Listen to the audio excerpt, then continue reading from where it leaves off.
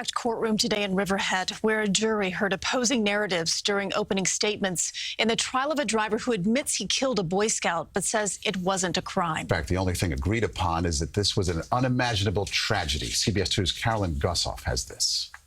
We're hiking, and a car just hit these kids. We got 4 kids on the side of the road. Agonizing moments relived through 911 calls played for a Suffolk County jury. We have 4 kids. We have 1 kid that's not even conscious. So began the trial of 60-year-old Thomas Murphy, charged with aggravated vehicular homicide in a crash last year that killed 12-year-old Andrew McMorris. Today begins this awful, awful journey into reliving this nightmare over and over again. A nightmare prosecutors called a completely unnecessary and avoidable horror show. They warned jurors they'd be taking a long, dark, and difficult journey back to September 2018, when Murphy, after drinking vodka on a golf course, then refusing to give up car keys to friends who knew he was too drunk to drive, mowed down a group of Boy Scouts on a hike. Shockingly reckless. A little boy doesn't stand a chance against a drunk driver in an SUV. Murphy's first words after the crash: an expletive, then "I'm in trouble." Jurors nearly in tears before the defense had its say. I'm saying 100% my client was not intoxicated.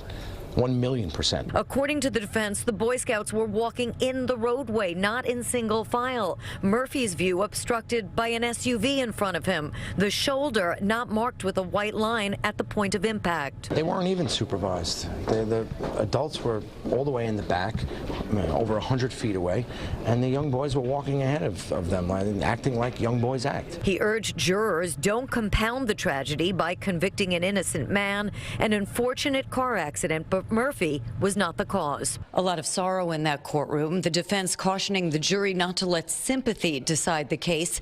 The trial expected to take 3 to 6 weeks. Everyone hoping it will be done by Christmas. In Riverhead, Long Island, Carolyn Gusoff, CBS 2 News.